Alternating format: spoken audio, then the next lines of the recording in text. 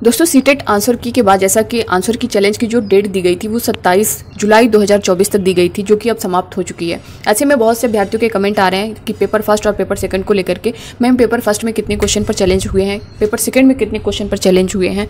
तो इस पर जो है हम लोग डिटेल में जानने वाले हैं कि टोटल जो है दोनों पेपर में, यानी पेपर फर्स्ट और पेपर सेकंड दोनों में कितने क्वेश्चन पर चैलेंज किए गए हैं, कितने नंबर बढ़ने के चांस हैं। दूसरी बात, बहुत से बच्चों के कमेंट आ रहे हैं जिनका जो जनरल के हैं, जिनका 89, 88 पर रुका हुआ है, जो ओबीसी SC ST अभ्यर्थी हैं जिनका 81, 80 पे इस तरह से रुका हुआ है, यानी 2 से 3 नंबर उनको चाहिए है। एक नंबर का ही है कि मैम एक नंबर से हम क्वालिफाई कर ले जाएंगे या नहीं। तो इस पर भी हम लोग जानने वाले हैं सब कुछ डिटेल में। साथ ही दोस्तों, जैसा कि आपकी जो आंसर की आई है, अब जो चैलेंज किया गया है उसकी जो रिवाइज्ड आंसर की आएगी वो कब तक आएगी, और रिजल्ट में जो है उनके नंबर प्लस हो सकते हैं या माइनस हो सकते हैं, सब कुछ हम लोग डिटेल में जानने वाले हैं। आप सभी बने रहिएगा वीडियो के लास्ट तक बिना स्किप कर। दोस्तों ने चैनल पर सब्सक्राइब कर लीजिएगा, बेल आइकन को प्रेस कर लीजिएगा ताकि इसी तरह की ऑथेंटिक अपडेट आप तक टाइम पर पहुंचती रहे। सबसे पहले दोस्तों यहाँ पे हम लोग बात करने वाले हैं कि पेपर फर्स्ट की बात करें या फिर पेपर सेकंड की, यहाँ पे जो है टोटल कितने जो है क्वेश्चन पर चैलेंज किए गए हैं। तो दोस्तों यहाँ पे 4 से 5 क्वेश्चन, जहाँ तक हम लोगों ने चेक किया ऐसे, तो 4 से 5 क्वेश्चन पर जो है चैलेंज हुए हैं। और यहाँ पे अब आपको बहुत से बच्चों के कमेंट आ रहे हैं कि मैम चैलेंज के बाद कितना चांस है कि नंबर बढ़ेंगे या नहीं बढ़ेंगे। तो दोस्तों ये देखिए, ये आयोग के हाथ में है। जैसा कि चैलेंज तो कर दिया गया है, डेट भी खत्म हो चुकी है, तो अब जो है इनके द्वारा अगर वो सही पाया जाता है तो आपके एक तरह से कहें तो 4 से 5, अगर 4 से 5 क्वेश्चन पर चैलेंज हुआ है तो इन 4 से 5 क्वेश्चन पर भी जो है आपको प्लस दिख जाएगा। अगर जो वो सही पाया जाता है, उसका जो आंसर की है, जैसा कि सीटेट जो है NCERT को फॉलो करता है, तो अगर वो सब कुछ सही पाया जाता है तो बिल्कुल आपके नंबर बढ़ने के चांस रहेंगे। अगर नहीं, उनकी तरफ से ऐसा कुछ नहीं पाया जाता है कि नहीं जो हमने आंसर की दिया था वो वही सही है, वही हम मानेंगे, अदर कुछ नहीं मानेंगे, तो उस पर जो है फिर हो सकता है कि वो नंबर को प्लस नहीं करेंगे, अपनी जो आंसर की है उसी पर डटे रहेंगे। तो ये उन पर डिपेंड करता है, इसके लिए कोई कुछ भी नहीं कर सकता। हाँ, चैलेंज का जो दिया जाता है प्रूफ के साथ दिया जाता है और दिया भी गया है, तो जैसा जो कुछ भी आएगा वो आपके सामने होगा। जैसे कुछ बच्चों के जिनके 3 से 4 नंबर से या फिर 2 से 3 नंबर से रुक रहे हैं, जिनके एक ही नंबर से रुक रहे हैं, जिनका जैसे जो जनरल के बच्चे 89 पे हैं या फिर ओबीसी SC ST वाले 81 पे हैं, उनको सिर्फ 1 नंबर चाहिए है। वो लोग काफ़ी परेशान हैं कि मैम क्या 1 से 2 नंबर बढ़ सकता है कि नहीं बढ़ सकता है। तो देखिए 1 से 2 नंबर वाले तो यहाँ पे बिल्कुल आप लोग कि यहाँ पे उम्मीद लगा सकते हैं, क्योंकि जिस तरह से चैलेंज किया गया है, अगर वो सही पाया जाता है, उनकी तरफ से चेंज किया जाता है, तो आप लोग का यहाँ पे पूरा चांस है कि आपका नंबर प्लस होगा और आप लोग क्वालिफाई कर ले जाएंगे।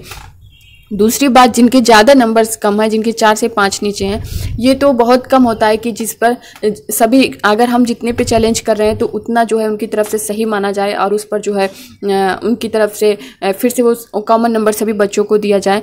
तो 4 से 5 पे नहीं तो हम लोग जो है 2 से 3 या 1 से 2 की उम्मीद बिल्कुल लगा सकते हैं। तो ये चीज़ आपको देखने को मिलेगी आपका रिजल्ट में।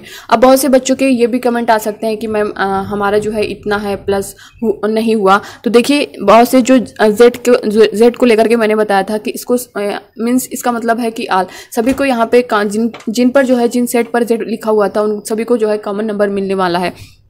तो बहुत से बच्चे ऐसे हैं जो इस जेड को जो है काउंट कर चुके हैं ऑलरेडी, वो अपने नंबर में इसको काउंट कर चुके हैं कि मेरा 1 नंबर प्लस है, तो वो टोटल करके उस चीज़ को बता रहे हैं। बहुत से बच्चे हैं जो इसको काउंट नहीं किए हैं, मीन्स इसको उन्होंने काउंट ही नहीं किया है कि ये तो अभी डाउट में है, वो आएगा या नहीं आएगा, जब आएगा तब देखेंगे। तो इस तरह से उन्होंने इसको काउंट नहीं किया है। तो अब मान लीजिए अगर आपका रिजल्ट आता है या रिवाइज्ड आंसर की आता है, तब उससे आप मैच करेंगे तो आपका वो 1 नंबर बढ़ा हुआ दिखेगा। तो यही रीज़न होता है, अगर आप पहले से काउंट कर लेंगे तो वो नहीं दिखेगा, अगर आपने नहीं किया है तो वो दिखेगा। तो ये चीज़ें आप लोग इस तरह से समझिएगा। दूसरी बात दोस्तों, जो आपको मैंने बताया है कि यहाँ पे रिजल्ट में बहुत से बच्चों के कमेंट आ रहे थे कि मैम रिजल्ट में जो है नंबर प्लस हो सकता है या माइनस हो सकता है। जिनके 90 पर हैं, जो जनरल वाले बच्चे हैं, और जो ओबीसी SC ST वाले हैं इनके 2 पर हैं, तो क्या कहीं ऐसा तो नहीं रिजल्ट में 1 नंबर माइनस हो जाए या फिर 1-2 नंबर का डिफरेंस दिख जाए। दोस्तों देखिए, इस तरह से अगर आपके नंबर है 90 पर है, 82 पर है, अगर आपने अच्छे से मैच किया है तो आपको डरने की ज़रूरत नहीं है। आपका प्लस हो सकता है लेकिन माइनस के बहुत कम चांस है। अगर आपने सब कुछ अच्छे से मैच किया है तब मैं बात कर रही हूँ, तो यहाँ पे आपको डरने की कोई ज़रूरत नहीं है। आपका 1-2 नंबर प्लस जा सकता है लेकिन माइनस नहीं जाएगा, तो आप लोग को बहुत ज़्यादा डरने की ज़रूरत नहीं है। और इसके लिए भी मैंने बताया कि दोस्तों आपका 1-2 नंबर से तो आप लोग पूरी उम्मीद लगा सकते हैं, जिस तरह से चैलेंज किया गया है। अगर जो है रिवाइज्ड आंसर की आती है तो आपको रिजल्ट में ये सारी चीज़ें दिख जाएंगी। अब 4 से 5 नंबर की यानी 5 नंबर का डिफरेंस जिनका है, जैसे जिनका 90 है, 90 पर क्वालिफाई है तो 85 उनके नंबर हैं उसके नीचे हैं। जैसे 82 पर क्वालिफाई है तो कुछ बच्चों के 87 से नीचे हैं। तो आप सभी से दोस्तों मैं यही रिक्वेस्ट करूँगी कि आप लोग फिर से जो है सब कुछ छोड़ के अपनी पढ़ाई पर फिर से फोकस करिए, फिर से लग जाइए, क्योंकि नेक्स्ट सीटेट जो है उसका नोटिफिकेशन जैसे इसका रिजल्ट आएगा उसके बाद से उसके 1 महीने बाद, यानी जैसा कि आपका आंसर की आ गई है, रिवाइज्ड आंसर की कब तक आएगी इसके बारे में काफ़ी बच्चों के कमेंट आ रहे थे। तो मैं यहाँ पे आपको बता दूं कि रिवाइज्ड आंसर की जो है इसके तुरंत बाद जारी नहीं की जाती है। जब रिजल्ट आता है आपके आंसर की के 10 से 15 दिन के अंदर ही जो है रिजल्ट जारी कर दिया जाता है सीटेट की तरफ से। तो इतना मान के चलिए कि जुलाई आपका चल रहा है, अगस्त के फर्स्ट वीक में आपका रिजल्ट आ जाएगा और रिजल्ट के साथ ही जो है आपकी रिवाइज्ड आंसर की जो है जारी कर दी जाती है। तो उसके साथ ही जारी की जाएगी। ऐसा नहीं है कि आपने चैलेंज किया है तो इसके बाद से फिर से रिवाइज्ड आंसर किया जाएगी उसके बाद रिजल्ट आएगा, नहीं, रिजल्ट और रिवाइज्ड आंसर की दोनों साथ में आएगी। तो इस चीज़ को आप लोग माइंड में रखिएगा। दूसरा, उसके बाद से बहुत से बच्चों के कमेंट आ रहे हैं कि मैम सर्टिफिकेट जो है हम लोग की मार्कशीट कब तक आएगी।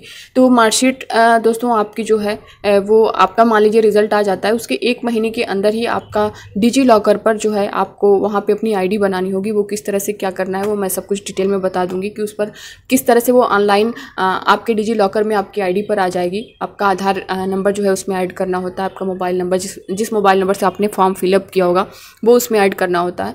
तो इस तरह से वो जो सर्टिफिकेट है, मार्कशीट है, वो 1 महीने के अंदर आपके डिजी लॉकर में आ जाएगी।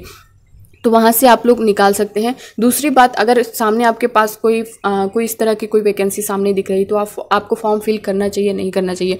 जैसा कि आंसर की आ ही चुकी है और अगस्त के फर्स्ट वीक में मैंने बताया कि रिजल्ट जारी हो जाएगा। तो रिजल्ट जैसे ही जारी होगा उसके बाद कोई भी वैकेंसी आती है दोस्तों तो आप उसे जो है आप पूरी तरह से उसके लिए एलिजिबल हैं, आप अप्लाई कर सकते हैं। ज़रूरी नहीं कि जब आपकी मार्कशीट सर्टिफिकेट आ जाए तब उस रिजल्ट के बेस पर भी जो है आप, और ये है कि आप जब रिजल्ट देखिएगा तो उसका स्क्रीनशॉट उसको डाउनलोड करके रख लीजिएगा, उसका प्रिंट रख लीजिएगा। क्योंकि मान लीजिए अगर आपके सर्टिफिकेट मार्कशीट के आने से पहले सामने कोई वैकेंसी है तो आप उसे जो है अप्लाई कर पाएँ। क्योंकि इससे पहले ऐसा हुआ था, जो बिहार में जो वैकेंसी आई हुई थी, बहुत से बच्चे ऐसे थे जो रिजल्ट देख तो लिए बट उसका जो है कोई प्रूफ अपने पास नहीं रख पाए थे। बाद में जो है साइट बंद कर दी जाती है, आपका रिजल्ट हमेशा शो नहीं करेगा। तो इस वजह से उन बच्चों को प्रॉब्लम हुई थी, वो लोग जो है बहुत से बच्चे फॉर्म ही नहीं फिल कर पाए थे। तो आप लोग जो है उसका स्क्रीनशॉट या फिर जो है उसे डाउनलोड प्रिंट करके अपने पास रखिएगा।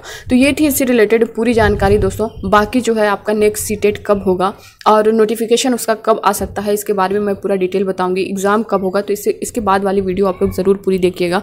और मैं यही कहूँगी, जैसा कि मैंने कहा था कि 4 से 5 नंबर वाले आप लोग अगर 5 नंबर पीछे हैं दोस्तों तो आप लोग अगली तैयारी में लग जाइए। बहुत ज़्यादा टाइम नहीं दिया जाता है आपको, क्योंकि अभी तो आपका जो है यही प्रोसेस चल रहा है रिज़ल्ट को लेकर के। आप इसी में जो है कंफ्यूज रहेंगे कि मैं क्वालिफाई हूँ या नहीं हूँ। रिज़ल्ट जब तक आप रिज़ल्ट का वेट करेंगे तब तक आपका 1 महीने ऐसे चला जाएगा। तो आप लोग बिल्कुल किसी चीज़ का, आपको अगर लग रहा है कि मेरा इतना नंबर कम है, आंसर की से आपने मैच कर ही लिया होगा। अगर आपको लग रहा है कि, इसलिए दोस्तों मैं आपको साफ साफ बता रही हूँ कि आपका इतना नंबर है तो आपको क्या करना चाहिए, इतना नंबर है तो क्या करना चाहिए। तो आप लोग बिल्कुल अगली तैयारी में लग जाइए। और ऐसा नहीं है कि लास्ट में आपने एग्ज़ाम दिया, आपको खुद पता होगा कि हमें जो है किस तरह से अब क्या करना है। लास्ट में आप ये सोचेंगे कि हम 10 दिन में जो है पढ़ करके हम क्वालिफाई कर ले जाएंगे, तो ऐसा कुछ नहीं होने वाला है जब तक आप पहले से उसके लिए तैयार नहीं होंगे। और उन बच्चों से पूछिए दोस्तों, यहाँ पे मैं एक चीज़ और बता रही हूँ, उन बच्चों से पूछिए जो 5-6 सालों से सीटेट 4-4, 5-5 बार, 6-6 बार जो है क्वालिफाई करके बैठे हुए हैं, टेट क्वालिफाई करके बैठे हुए हैं, उनके सामने कोई वैकेंसी नहीं दिख रही है। तो आप ये मत सोचिए कि मैं आगे फिर सीटेट दूंगा या फिर टेट दूंगा, इन सब के चक्कर में ना पड़िएगा। अगर आप क्वालिफाई कर चुके हैं तो आप किसी भर्ती के चक्कर में पड़िए, अगर नहीं किए हैं तो आप बिना सीटेट के तो आप कोई फॉर्म अप्लाई नहीं कर पाएंगे। अपने स्टेट में तो कर सकते हैं टेट के बेस पर, बट अदर स्टेट में कोई वैकेंसी आ रही तो आप नहीं अप्लाई कर पाएंगे। इसलिए आप इस पर फोकस करें। ये एलिजिबिलिटी टेस्ट है, बिना इसके आप कहीं अप्लाई नहीं कर पाएंगे। तो मेरा यही कहना है, आप लोग अभी से लगिए और पूरी तरह से लगिए। आपके पास टाइम बहुत कम होगा, क्योंकि सितंबर, अक्टूबर, नवंबर, दिसंबर में आपका एग्ज़ाम फिर से करा दिया जाएगा। 3 महीने का टाइम होगा, तो फुल फोकस करिए। बाकी दोस्तों इससे रिलेटेड आपके मन में कोई डाउट होगा तो आप लोग कमेंट बॉक्स में कमेंट करके ज़रूर बताइएगा। कोई भी डाउट रहे, कोई भी कन्फ्यूज़न हो आपको तो आप लोग बिंदास जो है आप कमेंट के माध्यम से कमेंट कर सकते हैं, मैं उसे रिप्लाई करने की पूरी कोशिश करूँगी। दोस्तों देखिए, अगर एक एक को मैं रिप्लाई नहीं कर पाती हूँ, ऐसा नहीं है कि मैं आपके मैसेज को नहीं देखती हूँ, आपके कमेंट्स को नहीं पढ़ती हूँ। सब कुछ देखने के बाद जो मुझे लगता है कि आपको इसकी ज़रूरत है, आपको ये रिप्लाई अच्छे से मिलना चाहिए, आपको ये डिटेल्स पता होना चाहिए, तो मैं एक वीडियो के माध्यम से आप सभी को बता देती हूँ। तो आप लोग जो भी करेंगे, मान लीजिए मैं आपको बहुत से बच्चों को मैं रिप्लाई करती ही हूँ, वो लोग जानते ही होंगे, बट जो है सभी बच्चों को आप जान नहीं सकते हैं, सभी बच्चों को एक एक के रिप्लाई कर पाना पॉसिबल नहीं हो पाता है, बट जितना हो सकता है मैं करती हूँ। फिर भी ज़्यादा लगता है जब बच्चों के इतनी ज़्यादा डाउट्स हैं इस टॉपिक पर हैं, तो मैं उस टॉपिक पर वीडियो बना देती हूँ। इसलिए आप लोग जो है प्रॉपर हर वीडियो को देखा करिए, ताकि आपको हर एक अपडेट टाइम पर मिलती रहे। मिलते हैं नेक्स्ट अपडेट के साथ, तब तक के लिए bye bye, take care, thank you.